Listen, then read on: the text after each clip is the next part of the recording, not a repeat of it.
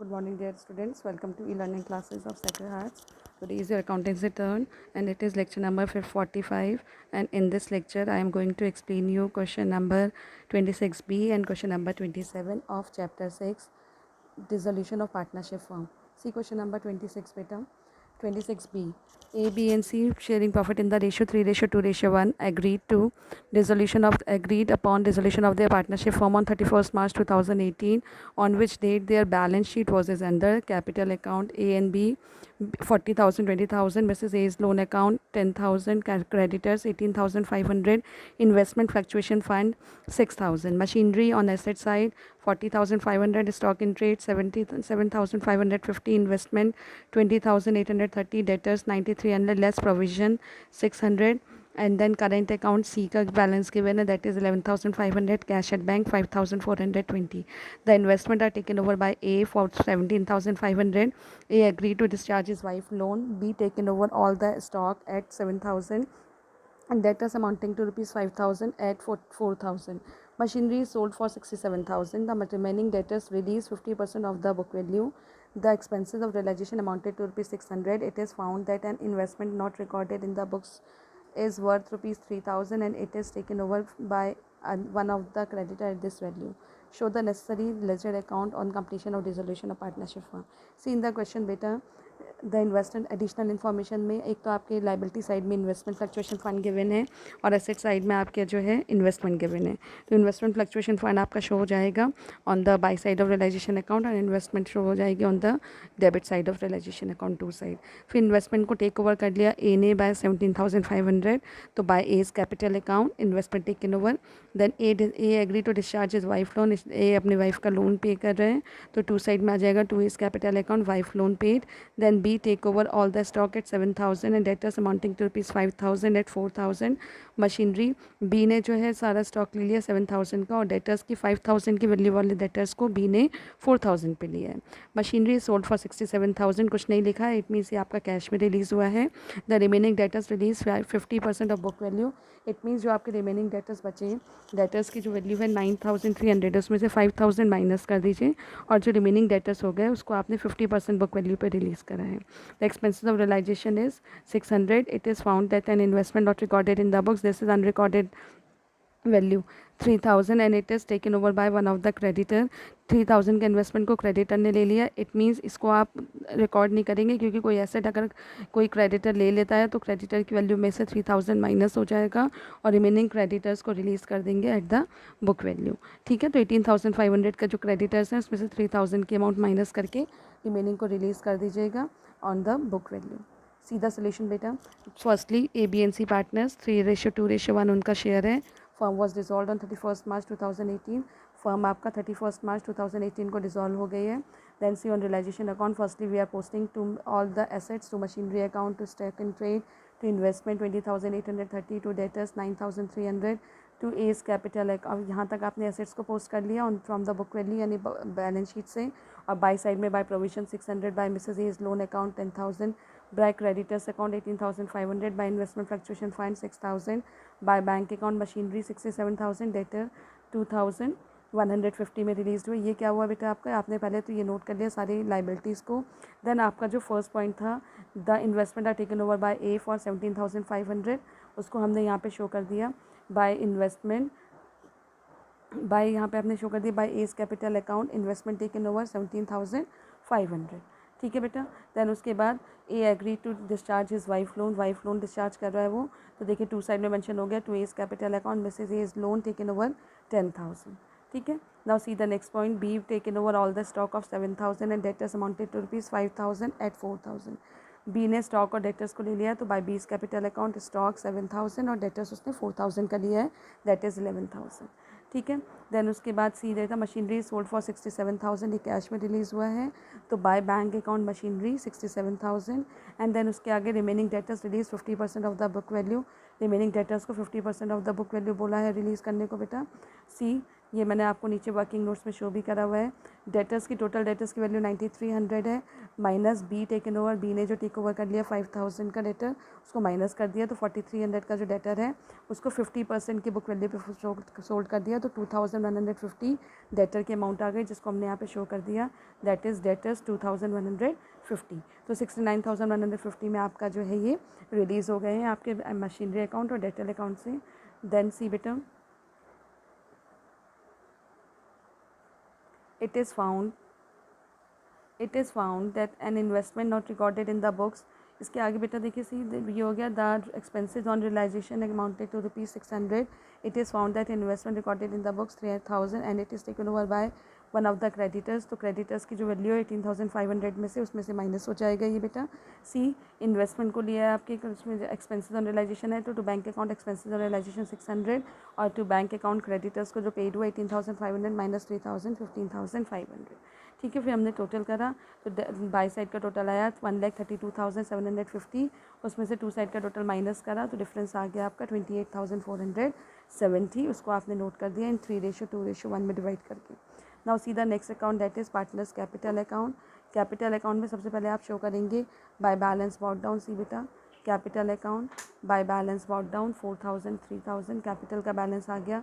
Then by realisation account जो loan taken over करा है वो आ गया 10,000 का। देन उसका जो है जो इसका बैलेंस था आपका सी का, वो देखिए बैलेंस शीट में क्रेडिट साइड में गिवन है करेंट अकाउंट सी, इसको हम debit side of partners capital account mention कर देंगे to current account 11,500। Then to realisation account जो भी एसेट्स टेकन ओवर करिए दोनों पार्टनर ने वो वैल्यू आ जाएगी इसकी। देन उसके बाद आपका जो है बाय रियलाइजेशन अकाउंट प्रॉफिट, ये जो प्रॉफिट ऑन रियलाइजेशन है इसको डिस्ट्रीब्यूट करके मतलब पोस्ट कर दिया ऑन द बाई साइड। देन जब आपने टोटल किया तो ए एंड बी का जो टोटल आ रहा है वो तो टू साइड आ रहा है और जो सी का टोटल आ रहा है वो बाई साइड आ रहा है। It means A and B का फाइनल पेमेंट है और सी को अमाउंट कैश बॉट इन है। Now see in bank account to balance brought down, आपने बैलेंस बॉट डाउन लिख लिया उसका 5,420। देन उसके बाद जो है आपका बाय टू एसेट्स रियलाइज की वैल्यू जो आई थी 69,750, उसको बैंक अकाउंट में शो कर दिया। देन जो सी का फाइनल सी के अमाउंट बॉट इन है that is shown on the debit side of bank account, by side में realisation account creditors paid, by realisation account expenses on realisation then 600, then by S capital account by B's capital account, total आ गया 81,325। ये total क्या हो गया आपका equalise हो गया। नाउ सी बेटा question number 27, question number 27. Mehta and Menon were partners in a firm sharing profit and losses in the ratio of 7:3. They decided to dissolve their partnership firm on 31st March 2016. On that date, their book shows the following ledger account balances. Sundry creditors 27,000, P&L balance debit है 8,000, cash in hand 6,000, bank loan 20,000, bills payable 5,000, sundry assets 1,98,000, capital Mehta and Menon का given है 1,12,000 और 48,000. Now see additional information beta. Bills payable falling due on 31st May 2016 were retired on the date of dissolution of the firm at the rebate of 6% per annum. The bankers accepted the furniture having a book value of rupees 18,000 in full settlement of the loan given by them. Remaining assets were sold for rupees 1,50,000. Liability on account of outstanding salary not recorded in the books amounting to rupees 15,000. Menon agreed to take over the responsibility of completing the dissolution work and to bear expenses of realization at an agreed remuneration of 2,000. The actual realization expenses were 1,500 which were paid by the firm on behalf of Menon. You are required to prepare realization account, partners capital account. सी बेटा additional information सबसे पहले ये समझिए, इसमें balance sheet given नहीं है लेकिन सारे आइटम्स बैलेंस शीट के गिवन है इस क्वेश्चन में। एडिशनल इन्फॉर्मेशन सबसे पहले बोला हुआ है कि बिल्स पेबल को फॉल ड्यू है 31 मार्च 2016 को पे कर दिया है उन्होंने और इस पर रिबेट मिल गई है 6% पर एनम, यानी मई में पे करा है तो आपका कितने मंथ्स की रिबेट मिल गई है आपका फर्म का भी ये जो है आपका फर्म 31 मार्च 2016 को डिसॉल्व हो रहा है तो जो भी इसकी रिबेट मिली है 6% के रेट से वो रिबेट कैलकुलेट हो जाएगी इस पर। देन उसके बाद the bankers accepted the furniture having a book value of 18,000 in full settlement of the loan given by them. Bankers ने जो एग्री करा है फर्नीचर को 18,000 का बुक टुक वैल्यू मतलब फर्नीचर को उसने टेक ओवर करा सन्ड्री एसेट्स में से 18,000 का और उसके बदले में जो लोन था उसको फाइनलाइज कर दिया। ठीक है बेटा। देन उसके बाद सीधा next point, remaining assets were sold for 1,50,000, बाकी एसेट्स को 1,50,000 पे उसने सोल्ड कर दिया उसे। ठीक है। Then liability on account of outstanding salary not recorded in the books amounting to rupees 15,000 were met. Liability जो आउटस्टैंडिंग सैलरी है जो बुक्स में रिकॉर्डेड नहीं थी इसको भी मेट करना है। Manan agreed to take over the responsibility of completing the dissolution work and to bear all expenses of realization at an agreed remuneration of 2000. मनन सारी रिस्पॉन्सिबिलिटी ले रहा है उसको जो है, और उसको जो है 2000 का रेमुनरेशन मिल रहा है, और उसके बदले में वो सारे एक्सपेंसेस को भी बियर कर रहा है. जो फर्म का एक्सपेंसेस है वो 1500 है, which were paid by the firm on behalf of Manan. Manan के बिहाफ पे 1500 का रेमुनरेशन फर्म ने पेड कर दिया. इट मीन्स जो आपका 500 का रिमेनिंग अमाउंट है वो मनन के कैपिटल अकाउंट में शो हो जाएगी, जो कि हम मनन को पे ऑफ कर रहे हैं. ठीक है, क्योंकि 2000 का रेमुनरेशन मनन को देना था, उसमें से 1500 का remuneration 1500 expenses were paid on the behalf of Manan. It means remaining 500 will be given to Manan.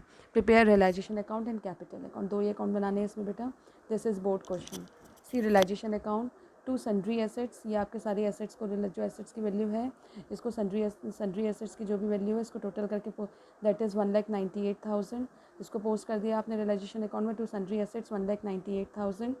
Then उसके बाद आपका जो है by sundry creditors 27,000, by bank loan 20,000 और by bills payable 5,000. Bank loan is also outside liability. ठीक है. Then उसके बाद आपने इसको पे करा. Bills payable falling due on 31 March 2018 were retired on the bank of dissolution a rebate of 6%. तो bills payable को पे कर दिया आपने 4950. इसको जो आपका 2 मंथ्स का रिबेट मिल गया. 5000 की अमाउंट थी बिल्स पेबल की, 2 मंथ्स का रिबेट मिल गया इस पर आपका. तो 50 रुपीज़ का रिबेट माइनस होकर 4950 के अमाउंट यहाँ पर शो हो गई. देन क्रेडिटर्स 27,000 में पेड ऑफ हो गए. सन्ड्री क्रेडिटर्स 27,000 है तो कुछ मेंशन नहीं है, तो it is paid on the same value. Then outstanding salary 15,000. Outstanding salary आपकी 15,000 है. It will be paid. ये आपका जो है अनरिकॉर्डेड एसेट लाइबिलिटी है. देखो 15,000 जिसको मैच करना है, D point of additional information, उसको आपने पे ऑफ कर दिया. देन उसके बाद रेमुनरेशन, मनन को रेमुनरेशन मिला है 15,500 उसका 1500 का, जो मनन को आपको रेमुनरेशन पे ऑफ करना था दैट इज़ ये. और फिर मनन्स के कैपिटल अकाउंट में 5000 की और अमाउंट पेड ऑफ कर दी, क्योंकि 1500 का जो भी रेमुनरेशन है वो in the form of remuneration Manan को पेड ऑफ हो गया बेटा. और उसके अलावा जो 500 की रिमेनिंग अमाउंट बची वो भी मनन के कैपिटल अकाउंट में, क्योंकि उसको 2000 का वो पे करना था और 1500 जो था उसका एक्सपेंसेस पे कर दिया था ऑन द बिहाफ ऑफ मनन. तो रिमेनिंग जो अमाउंट बची वो भी पेड हो जाएगी from the Manan's to the Manan's capital account. ठीक है बेटा. Then see the next point, ये अमाउंट आ गई. देन उसके बाद देखिए आपका by cash account asset realise, ये गिवन है. एसेट रियलाइज जो आपकी वैल्यू 1,50,000 सोल्ड ऑफ है, इसको आपने शो कर दिया है यहाँ पे. By cash account asset realise 1,50,000. और उसके बाद बाय लॉस टोटल करके टोटल का डिफरेंस निकाल लिया. That is by loss on transfer Manan's Mehta's capital account 31,465, 31,465 और मनन्स कैपिटल अकाउंट 13,485. ये जो लॉस आया था बेटा, और ये डिवाइड हो गया था 7:3 में. ये 7:3 में ये लॉस डिवाइडेड हो गया टू द पार्टनर्स. ठीक है. देन उसके बाद आपका जो है बाई साइड में बाय बैलेंस अबाउट, अब आपने पार्टनर्स कैपिटल अकाउंट बनाया, the by side by balance brought down capital का बैलेंस शोन हो गया.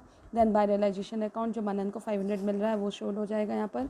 Then partners capital account to profit and loss account, ये आपका पीएनएल का बैलेंस शीट में गिवन है. ये देखिए आपका profit and loss debit balance है, ये लॉस है, इसको ओल्ड रेशियो में डिवाइड कर दिया अमंग द पार्टनर्स, इसको शो कर दिया यहाँ पे पीएनएल बैलेंस का. देन जब to realisation account, realisation account का जो भी लॉस ऑन रियलाइजेशन है that is shown over there. और फिर टू कैश अकाउंट जो उनको अमाउंट पेड ऑफ हो रही है उसको हमने शो कर दिया. इज इट क्लियर बेटा. और इसकी वर्किंग नोट्स में मैंने यही शो करा है आपको. बिल्स पेबल की अमाउंट कितनी है आपकी 5,000 है. रिबेट अप टू 31 में है, ये 2 होगा बेटा. ये 5,000 इंटू 6/100 इंटू 2/12, इसको 2/12 कर दीजिएगा, 50 रुपीज़ माइनस हो जाएगा. देन मनन्स की कैपिटल अकाउंट में 500 रुपीज़ आ रहा है. कैसे, रेमुनरेशन मनन को 2000 दिया जा रहा है. एक्सपेंसेस ऑन रियलाइजेशन जो मनन का है वो 1500 हो गया, माइनस करके जो 500 बचा वो मनन्स के कैपिटल अकाउंट में पेड हो जाएगा. Is it clear. क्योंकि 2000 के रेमुनरेशन में 1500 मनन ने पे कर दिया था और ऑन द बिहाफ ऑफ मनन, इसलिए हमने उसको रियलाइजेशन अकाउंट में कैश में शो करा है. टू कैश अकाउंट रेमुनरेशन 1500, मतलब ये मनन के बिहाफ, उसके बिहाफ पे एक्सपेंसेस पेड हुआ है, इसलिए रेमुनरेशन के नेम से यहाँ पे शो हो रखा है. इज इट क्लियर बेटा. I hope you all understand. Questions को कॉपी में नोट करिए, वर्क कंप्लीट करिए, so that you can come to know कैसे क्वेश्चंस को सॉल्व करना है. थैंक यू बेटा. Have a nice day.